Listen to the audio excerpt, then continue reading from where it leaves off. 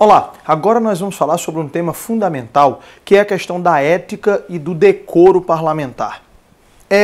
A gente sempre verifica, a gente sempre, infelizmente, vê notícias de membros do Poder Legislativo envolvidos em desvios éticos.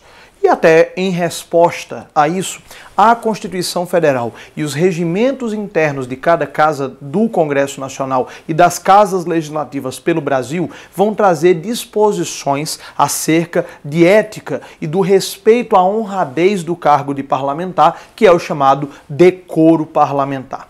Bom, a matriz disso tudo está na própria Constituição. Quer dizer, você tem que consultar os textos da Constituição, os artigos da Constituição que tratam dessa matéria. Basicamente, os artigos 54 a 56 da Constituição Federal é que dizem o que um parlamentar pode ou não pode fazer.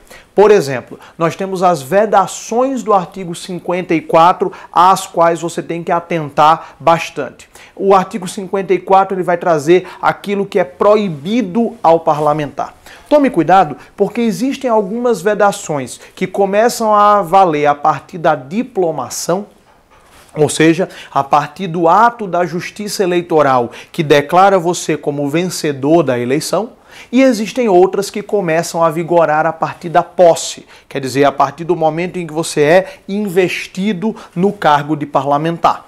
Por exemplo, a partir do momento da diplomação, você ou a pessoa que foi diplomada na qualidade de parlamentar, ela não pode mais aceitar nenhum cargo em comissão.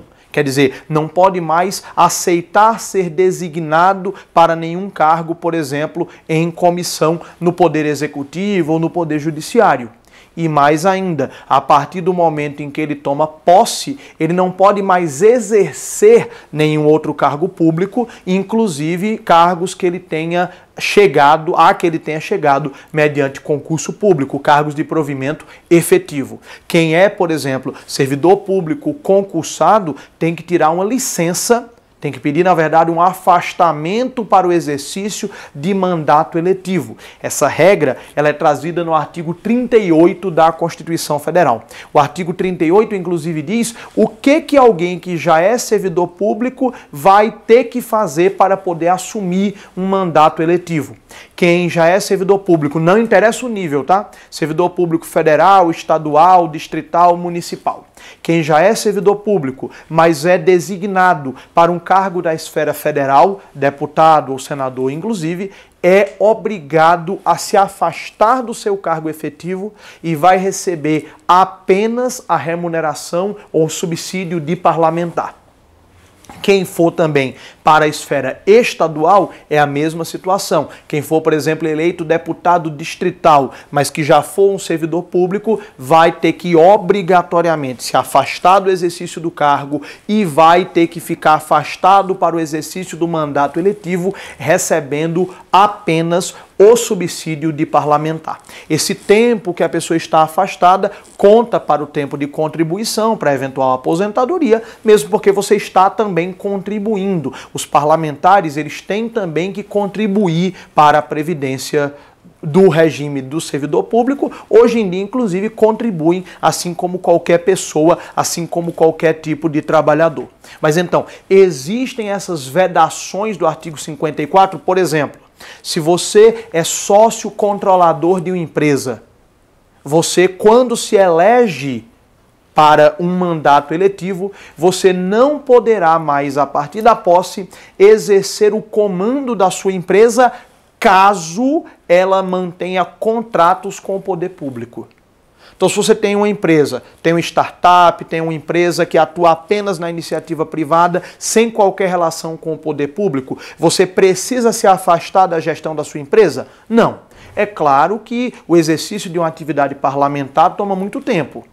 O exercício de uma atividade parlamentar não é só estar no plenário, estar na comissão. Você tem que ir para reuniões no âmbito do Poder Executivo, você tem que receber pessoas e eleitores no seu gabinete, você tem que conversar com prefeitos, tem que conversar com vereadores, tem que conversar com outros deputados.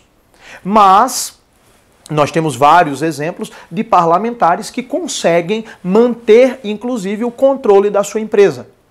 Então, nada obsta, nada impede a que você seja sócio, se mantenha como sócio da empresa ou até como sócio controlador, caso essa empresa não mantenha contratos com o poder público. Logicamente, se a empresa participa, por exemplo, de uma licitação, aí você vai ter que se afastar do controle da empresa, até para não gerar conflito de interesses. Você pode continuar como sócio? Pode continuar como sócio, mas você não vai poder ser o sócio controlador dessa empresa, não vai poder exercer o poder diretivo, tá? Então toma cuidado em relação a isso. Lá no artigo 54 da Constituição Federal, você vai encontrar essas limitações em relação ao exercício da atividade parlamentar. Outra coisa com a qual você tem que ter cuidado é o artigo 55. O artigo 55, ele vai trazer as hipóteses de perda do mandato. Obviamente, a perda do mandato ela é reservada às situações de extrema gravidade, às faltas de maior gravidade. Cada casa parlamentar tem o seu código de ética e de decoro parlamentar. Quer dizer, cada casa do Congresso Nacional e as casas legislativas estaduais e distritais têm uma resolução com o seu código de ética. Isso é preciso que você leia, é preciso que você tome cuidado para não infringir nenhuma norma ética. Esses códigos de ética, eles vão prever desde a pena de censura ou de advertência, até uma pena de suspensão, até a pena máxima, que é a pena de perda do mandato. A perda do mandato equivale a uma demissão, quer dizer, a perda do cargo com caráter punitivo. É como se fosse uma demissão sem justa causa, ou melhor, desculpe, uma demissão com justa causa do parlamentar. Essas hipóteses que geram a perda do mandato, a punição máxima, elas estão previstas no artigo 55 da Constituição Federal. São basicamente 6 causas, 6 situações que acarretam ou que podem acarretar essa perda do mandato. A primeira delas é o fato de o parlamentar ele descumprir, ele desrespeitar as vedações do artigo 54. Quer dizer, o parlamentar que desrespeitar as vedações do artigo 54, ele pode ser punido até com a pena máxima, que é a pena de perda do mandato. E tem mais. Quem tem o mandato cassado, especialmente por quebra de decoro parlamentar, que é a próxima hipótese que nós iremos ver, fica também inelegível por 8 anos. 8 anos a contar de quando terminaria o mandato, ou seja, o cara está praticamente fora da vida política por quase uma década. Mas então, primeira hipótese de perda do mandato, violação das vedações, desrespeito às vedações do artigo 54. Pode dar só uma advertência, se entender que não foi algo de uma gravidade muito elevada, mas pode sim gerar até mesmo a perda do cargo. Segunda hipótese, a quebra de decoro parlamentar. O que é a quebra de decoro parlamentar? É a quebra da honradez do cargo de parlamentar.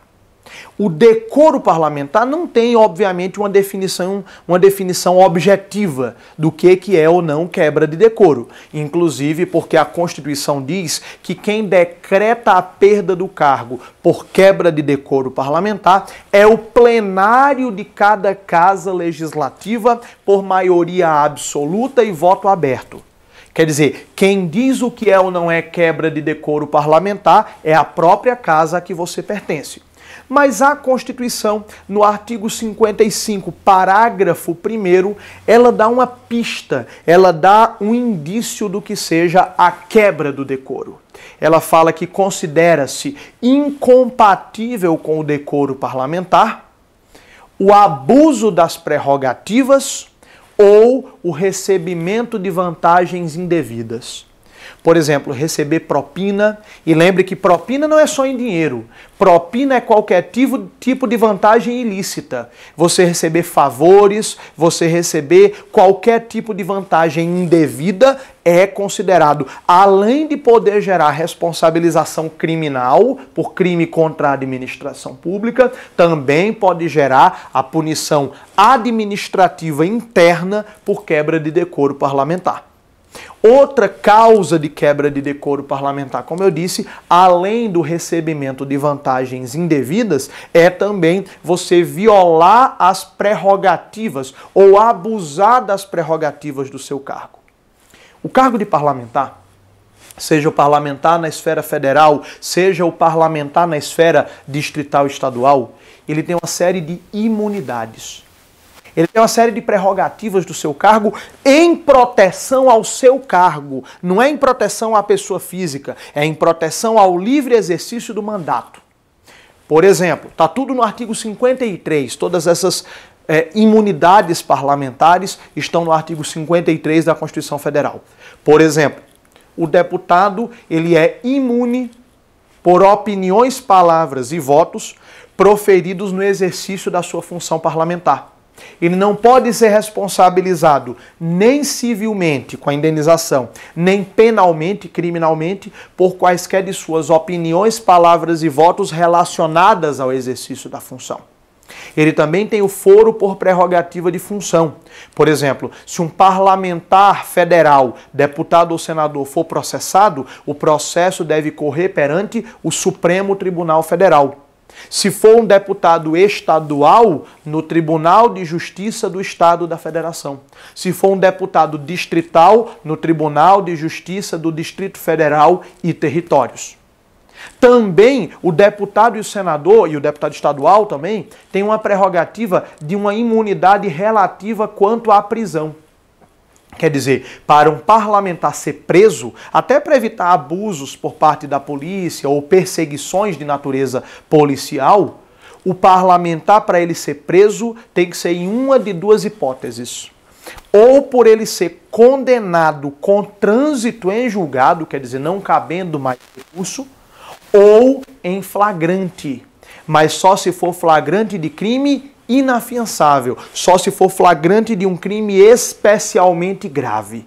Inclusive, nós tivemos casos em que, recentemente, o ex-procurador-geral da República pediu a prisão preventiva de senadores e, em todos esses casos, o Supremo Tribunal Federal negou o pedido porque disse: à luz da Constituição Federal, deputados e senadores não podem sofrer prisão preventiva.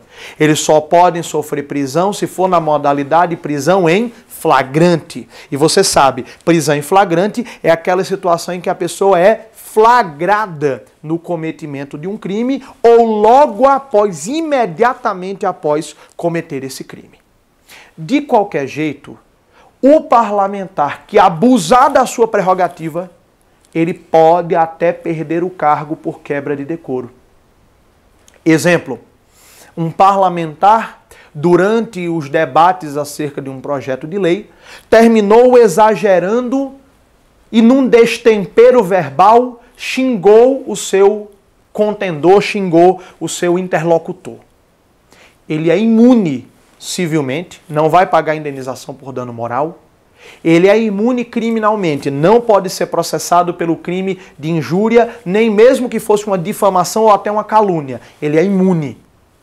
Mas, se a casa entender que ele, pelas suas palavras, quebrou a honradez do cargo de parlamentar, ele pode perder o cargo, ele pode sofrer a punição administrativa, ele pode sofrer a punição disciplinar por quebra de decoro. E isso o STF já decidiu no inquérito 1958 do Rio de Janeiro. O STF já disse: a imunidade dos deputados e senadores por opiniões, palavras e votos é em relação à imunidade civil e penal, mas não exclui, não impede a punição administrativa interna disciplinar por quebra de decoro. Então, já temos duas causas de perda do mandato, né? Violação das vedações, quebra de decoro parlamentar e olha a terceira, faltar 1/3 das sessões ao longo do ano parlamentar sem justificativa. Se o parlamentar faltar a 1/3 das sessões ordinárias que forem realizadas ao longo de um ano parlamentar, ele deve ter o seu mandato declarado extinto. Nesse caso, inclusive, nem vai a julgamento no plenário. É a própria mesa diretora que declara que o mandato está extinto. E veja, não é faltar mais do que um terço, é faltar a terça parte. É quase o equivalente a um abandono de emprego, entende? Quer dizer, é a inassiduidade habitual. Venhamos e convenhamos, o cara conseguir faltar um terço das sessões ao longo de um ano, ele realmente não está nem aí para o exercício da atividade parlamentar. É bem verdade, isso é sempre a gente tem que fazer um temperamento, é bem verdade que a função de um parlamentar não se mede apenas pela sua presença. Tem parlamentar que está sempre presente e não faz nada. A função do parlamentar, estar presente, é a ponta de um iceberg. É igual um CEO de uma grande empresa. Você mede o trabalho dele pela quantidade de vezes que ele vai na empresa? Ou se ele vai na empresa manhã e tarde? Não, você mede pelo desempenho dele. Mas também é óbvio que um CEO que nunca aparece na empresa, ele também está demonstrando um certo desleixo.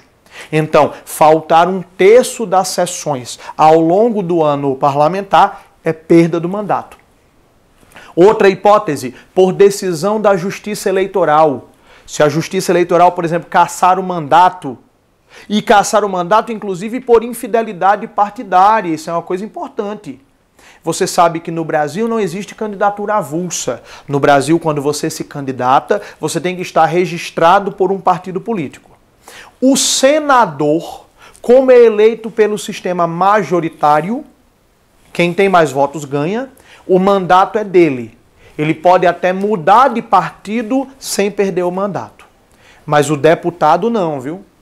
Deputado federal, deputado estadual, deputado distrital e vereador, se ele muda de partido sem justa causa, o que é justa causa? A lei eleitoral diz: perseguição partidária, desvirtuamento do programa partidário. Se o parlamentar muda de partido sem justa causa, o partido pode buscar judicialmente o mandato.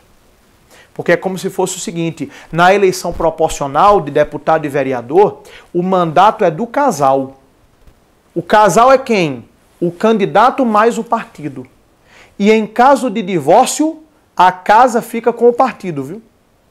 Em caso de divórcio, o parlamentar sai e o mandato fica com o partido.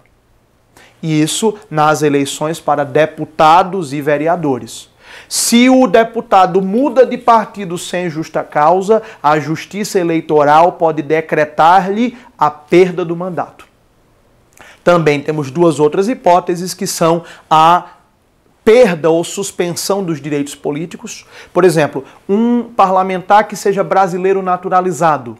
O brasileiro naturalizado, ele pode assumir o cargo de deputado ou de senador. Ele só não pode presidir a Câmara nem presidir o Senado.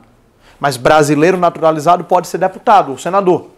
Mas se ele tem a sua naturalização cancelada, ele deixa de ser brasileiro, logo ele perde também os direitos políticos e ele então vai perder o seu mandato. Finalmente, nós temos uma sexta hipótese, que é a condenação criminal transitada em julgado. Obviamente, alguém que é condenado criminalmente em caráter definitivo, não interessa se é crime leve de menor potencial ofensivo ou crime grave, crime hediondo, não interessa se é crime doloso intencional ou culposo por descuido, condenação criminal transitada em julgado é causa ensejadora da perda do mandato. Tá ok? Então leia no seu material de apoio, tem uma explicação adicional acerca disso, e veja também os artigos 54 a 56 da Constituição Federal, principalmente o 54 e o 55. A partir dos próximos vídeos, nós iremos para uma matéria fundamental na sua atuação política, que é a interação do parlamentar com a sociedade civil e da interação do parlamentar com outros atores governamentais.